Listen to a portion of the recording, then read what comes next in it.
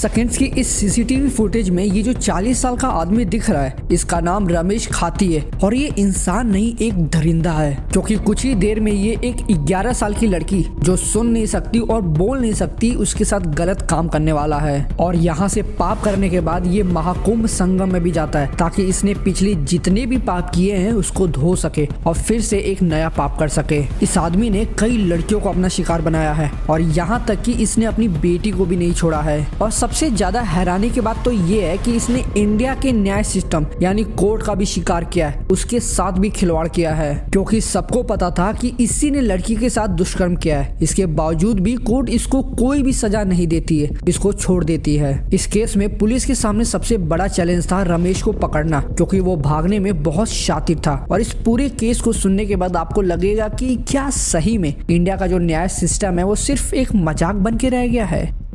मध्य प्रदेश के राजगढ़ डिस्ट्रिक्ट में एक जगह है नरसिंहगढ़। 1 फरवरी 2025 की रात को उस एरिया से रमेश गुजर रहा था, तभी उसकी नजर एक झोपड़ी में 11 साल की लड़की पे पड़ती है जो सो रही थी। और उस झोपड़ी में कोई भी दरवाजा नहीं था, पूरी झोपड़ी आगे से खुली हुई थी, यानी कोई भी आसानी से अंदर जा सकता था। वो लड़की अपनी ग्रैंड मदर और आंट के साथ सो रही थी। रमेश चुपचाप झोपड़ी के अंदर जाता है और वहाँ से लड़की को उठाकर जंगल की तरफ ले जाने लगता है। अब जो लड़की थी ना, वो बोल नहीं सकती थी और सुन भी नहीं सकती थी, इसलिए जब रमेश उसको जंगल की तरफ ले जा रहा था तो उसको कुछ भी पता ही नहीं चलता है कि उसके साथ क्या हो रहा है। रमेश उसके साथ जंगल में कई बार दुष्कर्म करता है। वो लड़की चिल्ला तो रही थी, लेकिन बदकिस्मती से उसके पास उसकी आवाज नहीं थी कि वो किसी को कुछ भी बोल पाए, किसी को बुला सके। वो वहीं पे बेहोश हो जाती है और जब रमेश को लगता है कि वो मर चुकी है तो उसको उसी जंगल में छोड़कर भाग जाता है। अब इसके आगे जो मैं बताने वाला हूँ वो बहुत लोगों को शॉकिंग लग सकता है, लेकिन रियलिटी में इस तरह के कई केसेस में फैमिली मेंबर्स ऐसा ही करते हैं। अगली सुबह यानी 2 फरवरी को जब उस लड़की की ग्रैंड मदर, आंट और अंकल उसको झोपड़ी में नहीं पाते हैं तो वो लोग उसको आसपास ढूंढने निकल जाते हैं। और काफी देर ढूंढने के बाद उन्हें उनकी लड़की झोपड़ी के पीछे जो जंगल होता है वहाँ पे मिल जाती है।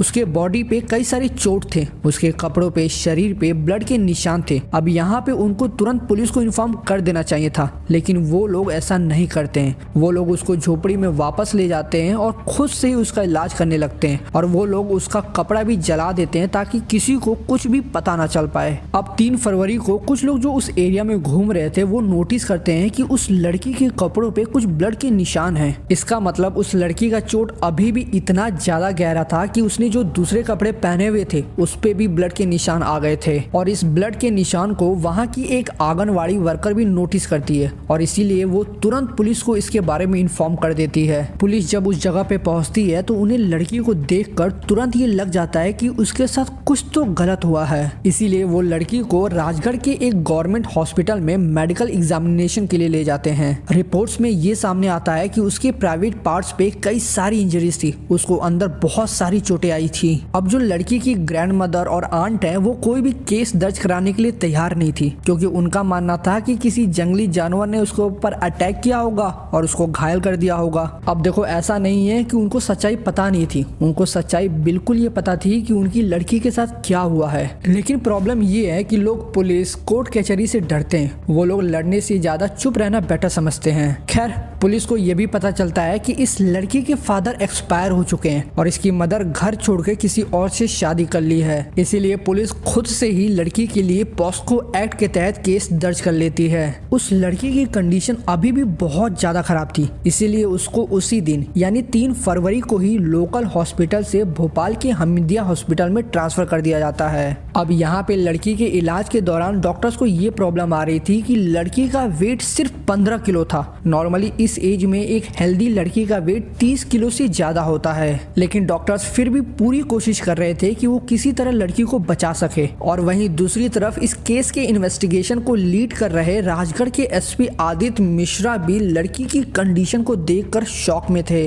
उन्होंने ये डिसाइड कर लिया था कि जिसने भी ये क्राइम किया है उसको वो किसी भी हालत में पकड़ कर रहेंगे। एसपी आदित्य मिश्रा इस केस के लिए 16 पुलिस की टीम बनाते हैं, जिसमें लगभग 75 पुलिस ऑफिशियल्स और 9 स्टेशन इंचार्ज शामिल होते हैं। पुलिस को इनिशियली कोई भी आइडिया नहीं था कि ये किसने किया है, और इस चीज का पता लगाने के लिए उनके पास सिर्फ 2 ही तरीके थे, सीसीटीवी फुटेज और लोगों से पूछताछ। अब जहाँ लड़की का घर था वहाँ आसपास कोई भी सीसीटीवी कैमरास नहीं थे, इसलिए पुलिस उस एरिया में जितने भी लोग हो सकते थे उन सब से पूछताछ करती है कि क्या पिछली रात उन्होंने कुछ देखा हो या उन्हें किसी पे शक हो, लेकिन किसी को कुछ भी पता नहीं था। पुलिस आसपास के इलाकों में जितने भी सीसीटीवी फुटेज थे उसको चेक करती है। शॉप्स में, रोड्स पे जितने भी प्राइवेट और पब्लिक सीसीटीवी फुटेज थे उसको भी चेक करती है, और चेक करने के बाद लगभग उन्हें 400 लोगों पे उनको शक हो रहा था कि ये हो सकता है, इसलिए उन सबको आइडेंटिफाई करके पूछताछ किया जाता है, लेकिन पुलिस को कोई भी इंफॉर्मेशन नहीं मिलती है। अब पुलिस सोचती है कि जिस किसी ने भी ये क्राइम किया है वो कहीं ना कहीं से तो आया ही होगा,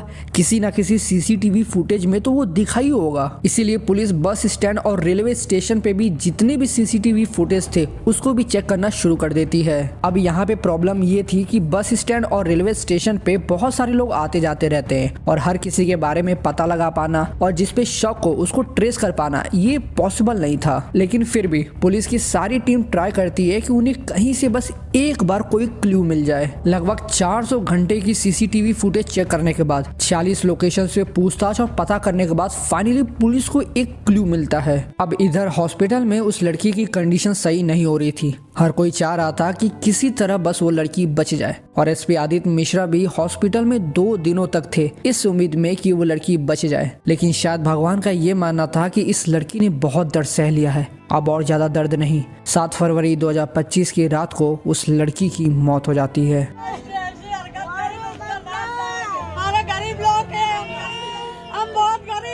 अब दूसरी तरफ पुलिस को जो एक क्लू मिलता है वो नरसिंहगढ़ बस स्टैंड के सीसीटीवी फुटेज में मिलता है। सीसीटीवी फुटेज में दिखता है कि एक आदमी मेंटली इल एक औरत को मॉलेस्ट करने की कोशिश कर रहा था। तभी कुछ लोग वहां पे आ जाते हैं और वो आदमी वहां से भाग जाता है। पुलिस को यहाँ पे शक होता है कि क्या पता ये वही आदमी हो जिसने उस लड़की के साथ गलत काम किया हो, इसीलिए वो इस आदमी के मूवमेंट को ट्रेस करने लगते हैं, और उनको उसी एरिया के एक सीसीटीवी फुटेज में कुछ सेकेंड्स के लिए ये आदमी दिख जाता है। पुलिस को अब पूरा शक होने लगा था कि ये वही आदमी है, इसलिए पुलिस की टीम वहां के सारे टैक्सी ड्राइवर और लोगों से पूछने लगती है कि क्या किसी ने इस आदमी को देखा है, और उन्हें एक ऑटो ड्राइवर बताता है कि उसने इस आदमी को कुरवार से नरसिंहगढ़ बस स्टैंड ले आया था। पुलिस जब कुरवार के सीसीटीवी फुटेज चेक करती है तो उन्हें पता चलता है कि ये आदमी शाजापुर से आया था और वहीं का रहने वाला भी है, क्योंकि पुलिस को शाजापुर के सीसीटीवी फुटेज में वो कई बार दिखता है। और अब पुलिस शाजापुर के पुराने रिकॉर्ड से उस सीसीटीवी फुटेज वाले आदमी को मैच करती है कि क्या ऐसा कोई क्रिमिनल रिकॉर्ड्स है या नहीं, और उन्हें एक फाइल मिल जाती है जिसमें उस फाइल में लगे आदमी की फोटो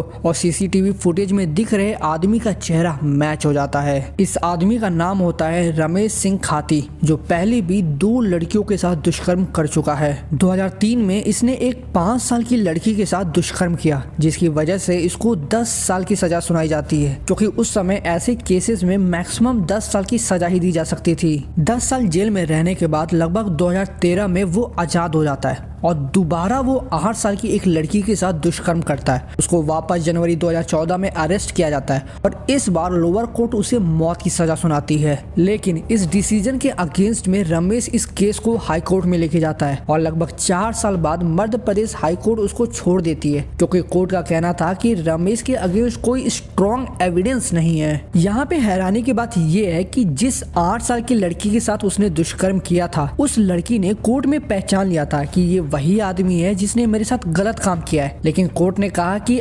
आइडेंटिफिकेशन के टाइम लड़की के फादर उसके साथ में थे, तो हो सकता है उसके फादर ने उसको इन्फ्लुएंस किया होगा ताकि वो रमेश को पहचाने और उसका नाम ले। कितनी हैरानी की बात है ना कि एक 8 साल की लड़की कह रही है कि इसी आदमी ने मेरे साथ गलत काम किया है, लेकिन फिर भी कोर्ट और बाकी लोग उसकी बातों को सुन ही नहीं रहे हैं। खैर, जब पुलिस को पता चलता है कि ये क्राइम रमेश ने किया है तो पुलिस की टीम उसके घर पर जाती है, जहां रमेश की यंगर बेटी बताती है कि उसके फादर ने कई बार उसके साथ भी असॉल्ट करने की कोशिश की है। अब पुलिस के सामने सबसे बड़ा चैलेंज था रमेश को पकड़ना, क्योंकि वो फोन यूज नहीं करता था, इसीलिए उसको ट्रेस कर पाना मुश्किल था। पुलिस को एक इन्फॉर्मेशन मिलती है कि वो उज्जैन में हो सकता है, लेकिन जब पुलिस उज्जैन पहुंचती है तब तक वो प्रयागराज भाग गया था, क्योंकि रमेश को भी पता चल गया था कि पुलिस उसको ढूंढ रही है, इसीलिए वो अपना लोकेशन बार बार चेंज कर रहा था। पुलिस अब प्रयागराज पहुंचती है, जहां सीसीटीवी फुटेज से पता चलता है कि वो ट्रेन से निकल गया है। अब वो ट्रेन जहां जहां भी रुक सकती थी वहां पे पुलिस की टीम पहले से ही तैयार थी और फाइनली एमपी राजस्थान बॉर्डर पे उसको पकड़ लिया जाता है।